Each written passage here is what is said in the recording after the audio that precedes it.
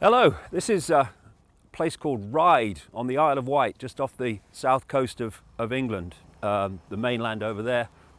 And one of the things that I've heard said over many years about me and what I do is that I do it all for the money, and that I make millions of pounds a year. I think it was 5 million, someone said, and they said they knew that. Oh, really? I wish I did. And apparently I live in this mansion and drive a Bentley.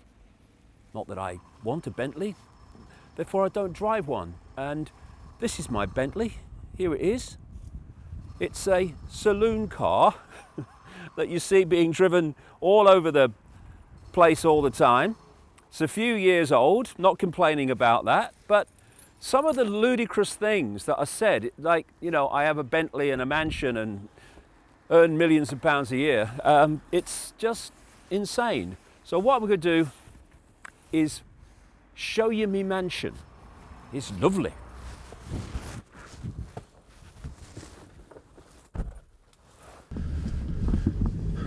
Not only is my mansion lovely, it's so big, and it's got electric gates, so people can't get in unless I open the electric gates. You know, I know all this is a fact because I've read it in a few places, and a few things have gone around about all this bloody nonsense. So come and see me mansion. I've put the butler on alert, so he'll be ready to talk to us and get us a cocktail.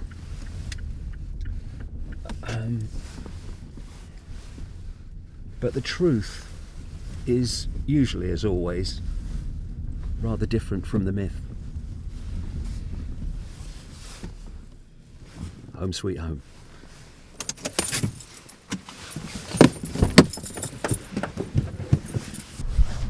Here it is, my mansion with its pillars. Oh, it's so select. And people say, oh, look at that big house he lives in on the Isle of Wight. But what they don't mention is a little nicety. It's a block of flats. And I only live in one of them. And if my flat was any smaller, it'd be home for rabbits. Let me show you around, won't take long.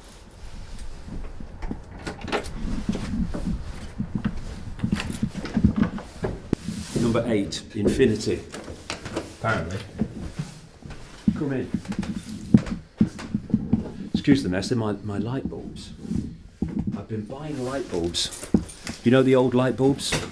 Before they banned them in Europe and brought in these twiddly green things that are cumulatively lethal. In fact, more than cumulatively if the mercury gets out. Well, they give off chemicals and radiation and all that stuff, so before the ban came in, I built loads of these bloody light bulbs, and I've got a place for most of them, but they're going to have to sit there. I'd rather they be there than have the other light bulbs.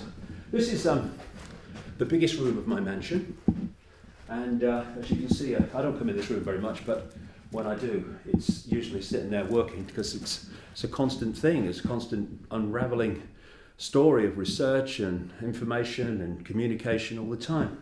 There's a bit of a theme of lions in here, you won't be surprised to know. That's Neil Haig's original there of the front cover of Human Race Get Off Your Knees.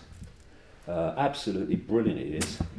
And I sit there in my chair in the evening, fiddling away here, having a chat with my lion. And this is a picture that my little granddaughter did for me of a lion, of a granddad, and absolutely brilliant that is. And there's a bit of a theme here as well. If you look at the pictures, they're pictures of the Isle of Wight, the Needles Lighthouse, and some of the lovely country. And I was crazy about steam trains when I was a kid, and I fell in love with the Isle of Wight, first of all because of the steam trains. And over the years I've picked up these little prints of Isle of Wight railway scenes as they were when I was a kid. Another theme is my friends, okay? This is Len. Grrr. This is Lenny the lion, and which I got from, when my grandkids come. They love him. This is Rudolph here. Now, my flat is so big. My mansion is so big that when I got this for my grandkids at Christmas to put out when they come round, I realised after Christmas got nowhere to put it, so it has to stay out all the year round. So we're having a all year round Saturnalia with Rudolph the Red-Nosed Reindeer. Okay, I'll show you the rest of the place. Oh yeah, this is a doorstop. My grandkids love that as well. That's Ollie the Owl, not Moloch. Ollie the Owl. Yeah, they love him. Okay, that's the biggest room, and I tell you, that's just about it. So here's my toilet and bathroom, and I've talked about sitting in my bath playing with my duck. There you go. There he is. That's a radio. My daughter bought that to me out for Christmas. It floats on the water, playing radio stations. And here's my kitchen. And if you've got a cat, don't swing it because it will hit its head.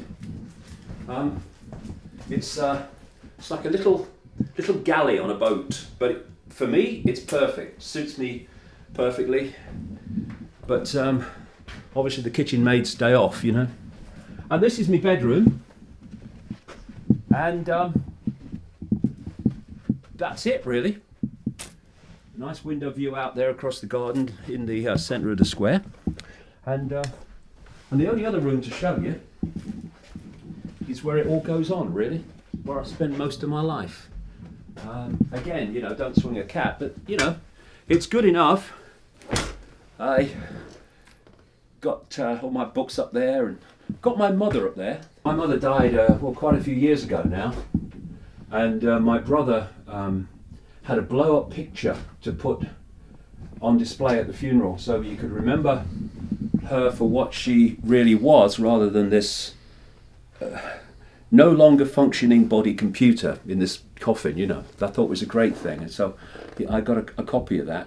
You'll see the themes of lions again around here, and this one I love.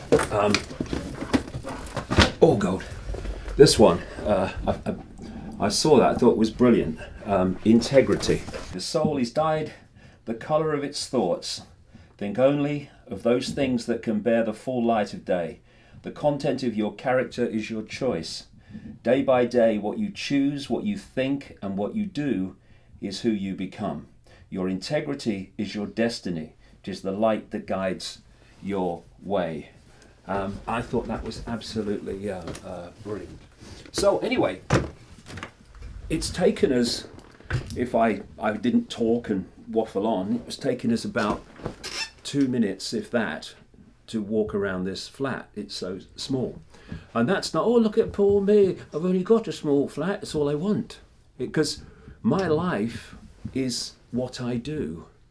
Therefore, I don't want the big house, I don't want the big car, don't want all the trappings of all this stuff. Because it's a strange thing that the world is such that a lot of people find it very difficult to accept or believe that anyone would literally dedicate their life to a cause and work at it 7 days a week, sometimes 12, 15 hours, sometimes, often when I'm writing a book, because it was what they believed in. It's what they believed was right. No, there's got to be a catch. He's got to be doing it for the money. He must be making millions. He lives in a big mansion. Someone told me. Electric gates. Ooh, the Bentley. Yes, that's why he's doing it. No. Doing it because the world is in the state it is. And before I leave this reality, I want to do everything I can to make a difference. Not for me, as I'm speaking now. A few weeks from now, I'll be 60. It's not me who is 5 years of age or 15 years of age or 20, 25, 30 that are going to have to live in this gathering Orwellian nightmare for most of their lives. But so what? Since when was what you do only about what affects you? This is how we got into this mess. This is why the world is as it is. Me, me, me, me, me, me, me. What's in it for me, me, me, me, me? And am I going to stand up for justice? Well, is the injustice against me? No. Well, no, I'm busy that day and all this stuff. I'm just trying to make a difference. Not become a millionaire. Well, I mean, what am I going to spend it on? I mean, look at the size of the flat. I've lived here now for what, 10, 11, 12 years. Why would I do that if it was about making money? What would be the point? And given the fact that I am going to be doing this as I'm doing it now, in terms of effort, for the rest of this sojourn in this reality, until I drop, what am I going to do with it? Anyway, if it was there, because I ain't going to retire and go on Mediterranean cruises and all this stuff. You know, the situation we're in needs focus, total focus, for what's left of my life in this reality anyway. So, to those people who can't understand or appreciate that there are some who don't do it because of what they get back, the satisfaction comes from making a difference. That's what you get back. And the mansion doesn't exist, nor does the Bentley, and all this other crap. And if people would just spend more time making their contribution to what's happening in the world, instead of trying to undermine those who are trying to do that, the world would be a better place, and this control system will be coming down a lot quicker than if they don't. This old thing about doing it for the money goes right back, funnily enough, to 1990, when I started having my then strange experiences, in 91 with the Wogan show, and I was going through all this mass ridicule, extraordinary levels of ridicule. And people said, he's only doing it for the money. I'm taking mass ridicule for the money? I can't walk down any street in Britain without being laughed at for the money? What money? Because what happened is that when this started, this change in me started to happen in 1990, I left the BBC. I didn't leave voluntarily. They got rid of me for some reason, out of nowhere. Obviously, it was part of my life path, but I didn't understand that at the time. And I went well in excess of a year, more than a year, without earning a penny, because I was trying to follow this path that was unfolding in front of me, and I didn't know what it was. And then after the Wogan show, the ridicule reached massive proportions. And after a while, I started going around talking at different places publicly in the days when nobody came. And I remember I was speaking at Liverpool University in the northwest of England, and there was hardly anybody there. And I was going to go home, as I did most times when I spoke in those days, poorer than when I arrived. And I took some questions at the end, and in this kind of, big kind of hall with nobody in it, very few. And one man stood up, he said, "What you doing with the money? Where's the money going?" I thought, where's the money going? Out of my bloody life, mate. That's where it's going. And it was like, I had a friend I used to travel with at the time, Yeva. She was lovely. She was like a Native American grandmother, lovely lady. I travelled with her quite a bit at that point, and she was very, very good for me because she was helping me try to understand what was happening in my life. And when he said, "Where's the money going?" I looked across, and she's going, "Oh God, they only knew." And so it's this kind of strange theme that to do anything you have to be doing it for the money. It's not true. That's not to say that I'm a poor or anything like, but over the years there have been periods like when those early periods when I was earning nothing and just existing on what I earned from television, which was not that much, funnily enough. And then there were periods when it was just hanging on, and then there was another period around 2005 onwards when someone put the rights to my books in their own name in America, and I had to go through the federal courts to get back what I already owned. And that was a financial nightmare as well. But through those periods, you keep going. Because you believe in what you're doing, you keep going, and somehow you get through the other side. But then when you've done that, for people to say you're doing it for the money is just, well, ridiculous. And like I say, it's been a theme all along. And if they only knew how many times we were on the brink, but somehow got through. And why? Because when you're passionate about something, you find a way.